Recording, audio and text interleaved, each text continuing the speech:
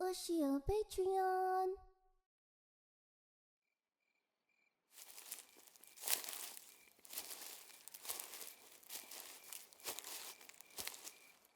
Oh, hey. You really came. Thank you for coming all the way out here. I, honestly wasn't sure if you would actually do it. I mean, you have only been dating for a few weeks. And I suddenly asked you to come to this secret spot in the middle of the night, so... I know it's pretty warm already, but that's not really what I meant. No, it's fine. Really. Don't worry too much about it. Oh, I'm sorry for just letting you stand around here. Let me prepare a blanket for us over here. Please, sit down. Do you want a pillow or another blanket to keep you warm? A pillow? Sure, I'll get it for you. Here you go. Are you comfortable? That's good. That's good. Why did I ask you to come here? It's kind of embarrassing. Promise not to laugh? You're right.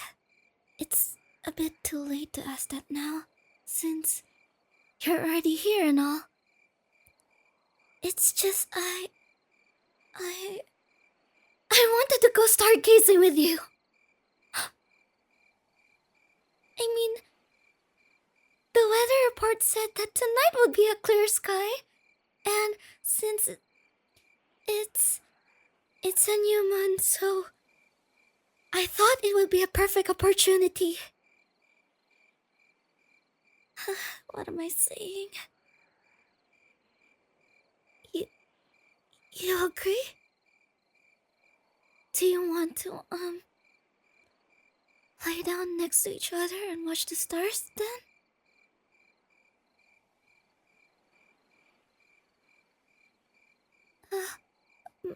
My eyes? Sparkle like the stars? No! You're supposed to look up! Don't look at my face, it's embarrassing.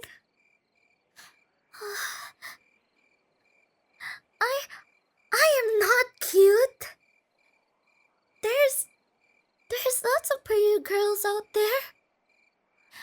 And girls who don't spend all day in the library or studying at home.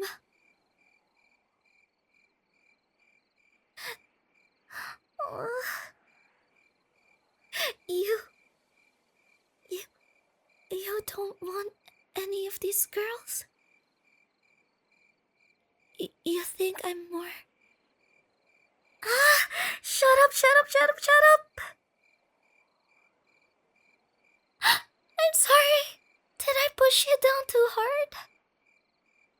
I didn't mean to. Oh my god. Don't look at me. I'm too embarrassed right now. Just eyes up into the sky, okay? Look.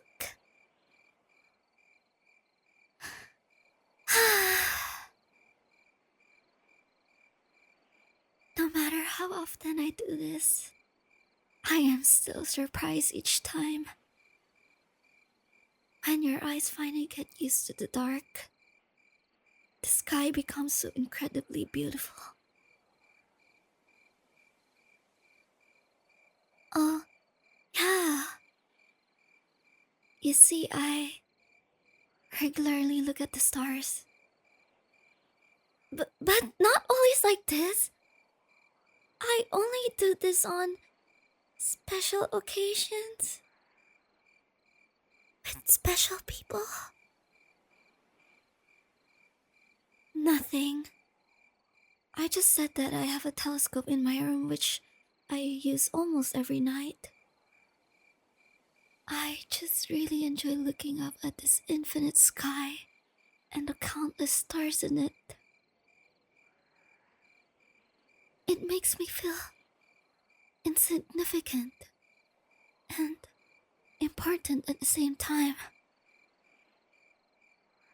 Disconnected from the world, but strangely connected in a way that I cannot explain. Yeah, looking up at the sky calmed me down a bit. It just has this effect on people. Or on me at least. How about you? Do you feel comfortable?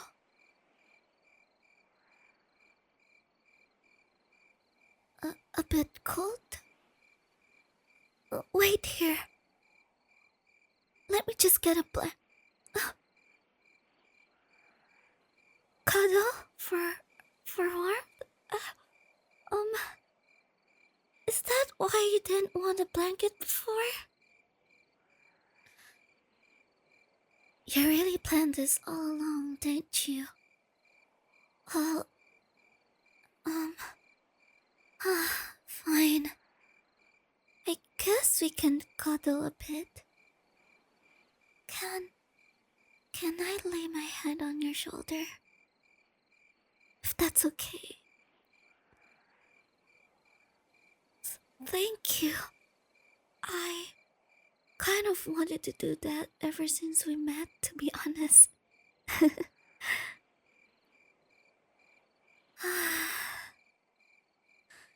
Your shoulder is so comfortable, and I feel so safe in your arms. Is it warm enough for you?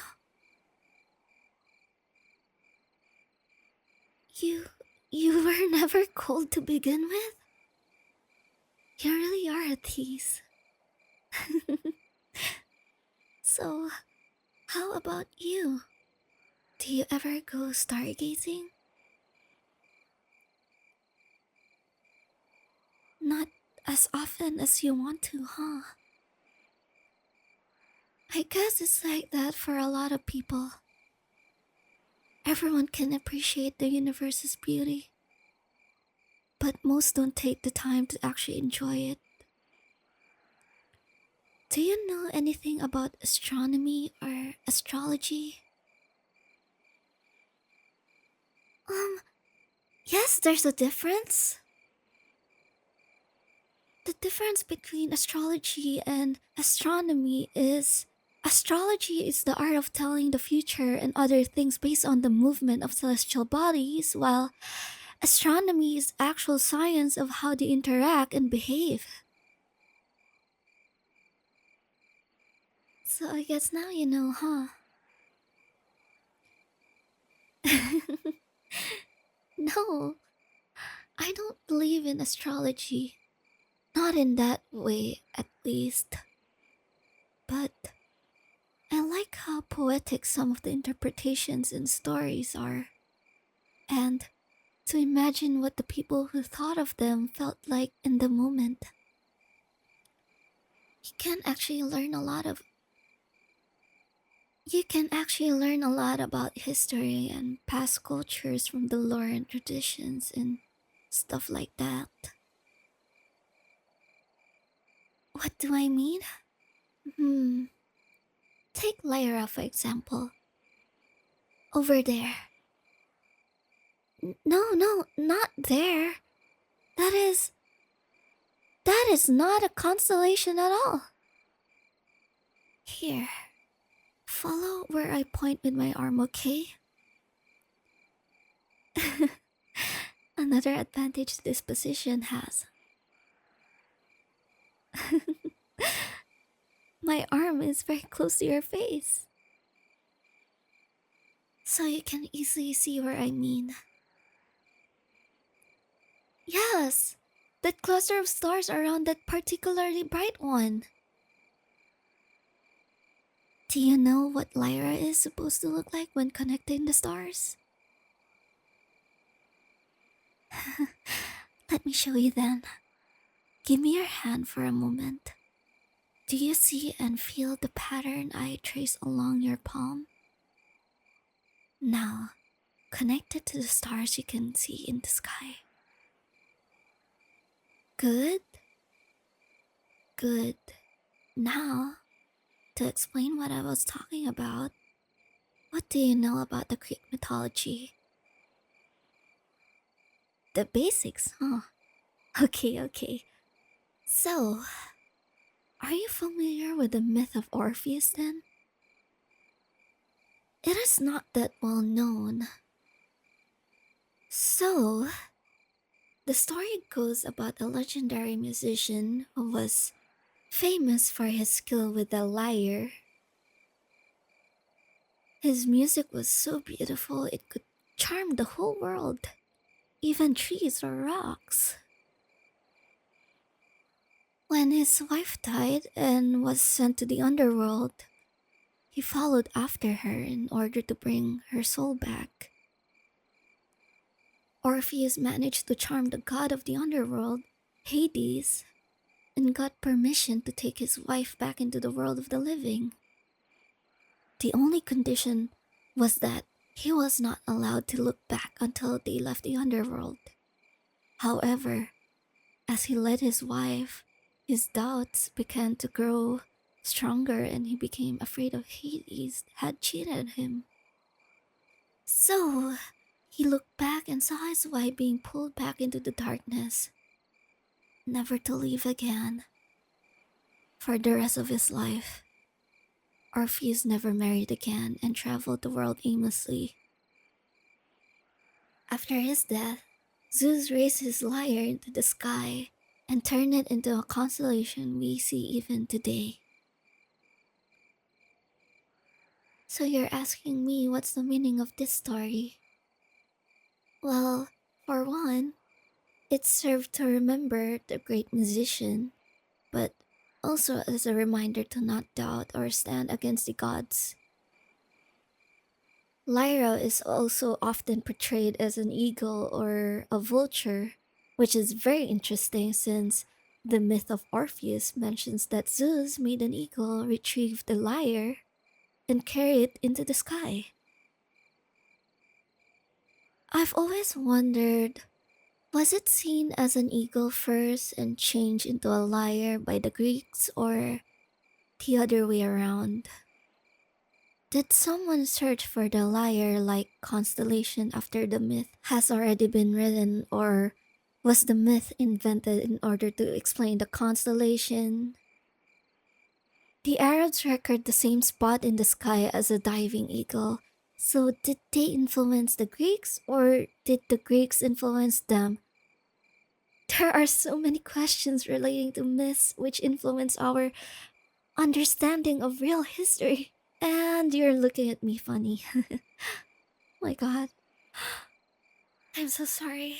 I was rambling again. Do you want to talk about something else, or we could just look at the sky without talking at all? You like to hear me talk? But why? All I ever talk about is this historical and scientific stuff. Wouldn't you rather talk about yourself or things you find interesting? It's nice to listen to people talk about their passion and hobbies. I don't know about that. My previous partners always got upset when I tried to explain this stuff to them and told me to be more quiet. So I learned to stop myself before I got too deep into any explanation. This time I just kind of lost control because of how comfy I felt with you. It's really okay. We can talk about something you want. Are you sure about that? 'Cause I always felt like people prefer it when their girlfriend just looks pretty. and not talk too much. One of my exes actually told me that directly once before. No, I did not break up with him for that. He broke up with me a few weeks after that. To be honest, probably because I did not listen to him and wasn't quiet enough. He seemed very upset with me. Called me pretentious and annoying and ugly and... No, I am sure he had his reasons too. And you shouldn't call others that. Was I hurt? I mean, yes, but I took it as a learning experience and tried to be better. Do you really think he was just intimidated by me? Why would anyone feel that way? Just look at me. I'm not big, not muscular, not scary at all. Oh no, I am really not that smart. I just read a lot because I have nothing better to do. Stop doubting myself? You make it sound so easy. I don't think I can believe in myself just like that. But I might be able to believe that you believe in me, if that's alright. Then I'll be relying on you for that. You really are the most amazing partner I've ever had, you know? Is it okay if I cuddle a bit closer to you? Thank you. You smell really nice. Are you sure you want me to continue? I mean, we could just make out or something. My previous partners only ever wanted that. You just hesitated for a second, didn't you? I knew it. Don't try to deny it. No, don't apologize. I'm so sorry for throwing such a curveball at you, sweetie. Can I call you sweetie? I always wanted to call someone that, but I wanted to wait for the right person. Thank you so much, sweetie. I'm so happy right now. I get to call you sweetie. We are lying under a perfectly clear night sky. And you even want to hear my rambles about the stars. Do you want to hear more about Lyra, or do you want to hear about another constellation? Oh yes, there's absolutely more to say about Lyra and its stars. For example, between those two stars at the bottom of the constellation, there's a ring nebula. We can't see it with just our eyes. But I actually got a glance at it with my telescope once. Maybe I should bring it next time we do this. Oh, you see, a ring nebula sometimes appears when a star dies. It kind of breathes out giant clouds of gases that glows in different colors. It's like a last act of rebellion against the impending doom. A scream of passionate expression. Stars aren't alive, of course, but it's very poetic to think about it like that, don't you think? I'm glad you agree. So, I'm not the only one. What else is there to know about Lyra? Oh, of course! How could I forget about that? Do you see the star on the very right of the constellation? The brightest one? That is Vega, the second brightest star in the northern sky. Do you know that it's relatively close to us, around 25 light years? Yes, that is very close. On a cosmic scale, at least. Do you see the star on the bottom of the constellation? The one near the ring nebula I pointed out? Yes, that one is around 600 light years away. Really put things into perspective, doesn't it? Usually, Vega is often called the second most brightest star after the sun, since so many astronomers research it. Thousands of years ago, it was actually the North Pole star, and in a few thousand years, it will be again. I don't know exactly how long. I told you. I just know what I know. I'm not an expert by a long shot, but that is not the reason that I pointed out Vega specifically. Here. Point your arm upward and let me guide it. Do you see those two stars? Those are Deneb and Altair. Together with Vega, they form the summer triangle. Like the name suggests, it is mainly visible in the summer months. No, the summer triangle has no specific meaning beyond being made up of 3 very bright stars. At least not that I'm aware of. I just like looking up at it, since it is another thing that signifies the coming of summer. You should come out here earlier next year. Then we might get to see the April meteor shower. It comes by every year around the same time, and actually originates from the direction of Vega.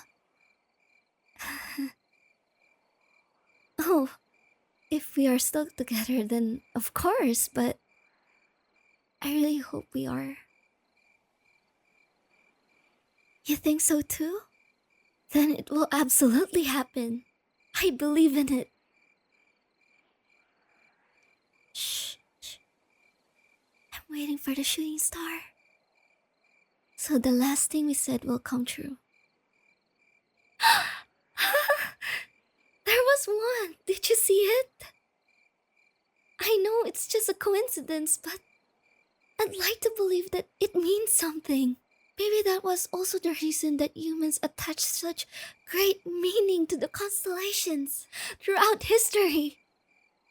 The thought that maybe something greater than us guides our way and approves of our actions is incredibly empowering. Why are you looking around like that? Did you lose something? You can't find Sirius? No, I'm not making fun of you.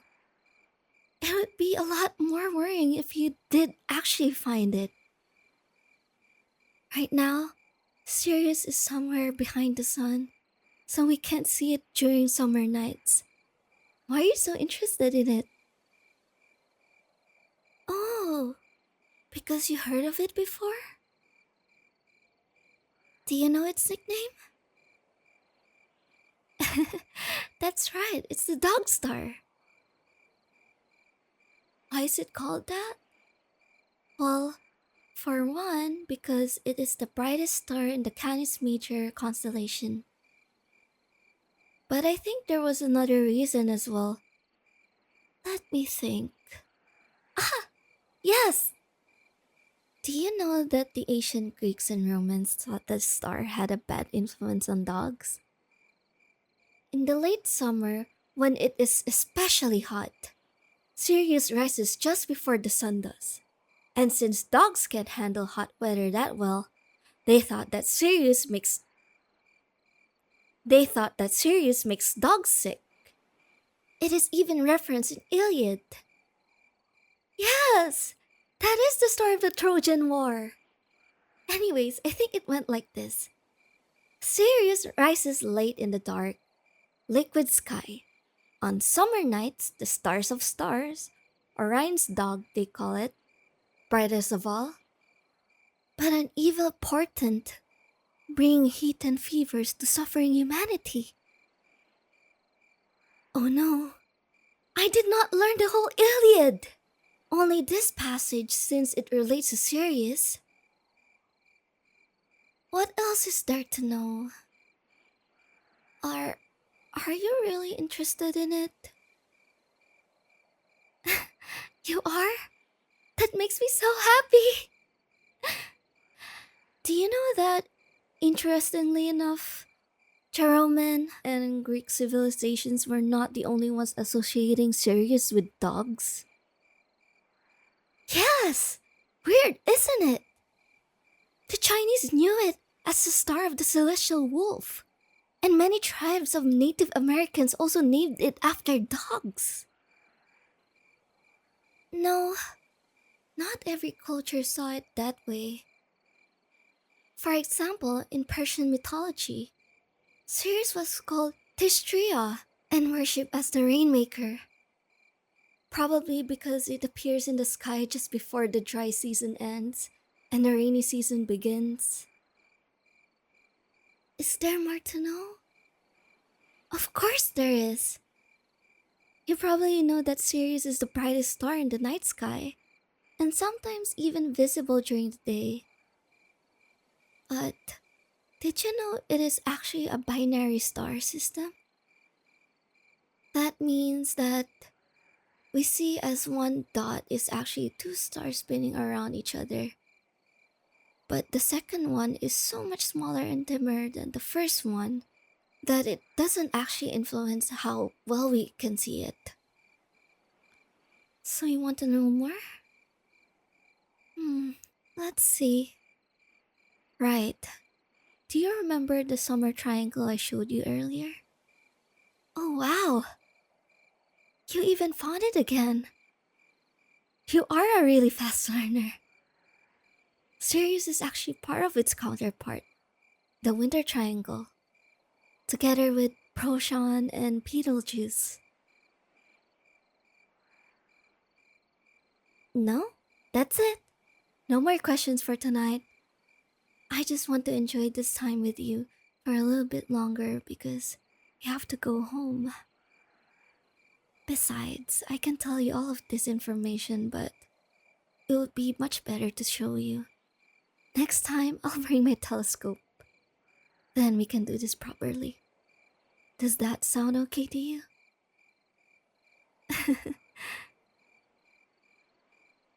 You won't say no to more cuddles? Neither do I. You're so comfortable. I am getting really tired. Hey, if I accidentally fall asleep, do you promise to wake me up in time? I don't want to sleep all the way until the morning dew falls. Thank you. No, I'm awake. I totally didn't sleep. I love you.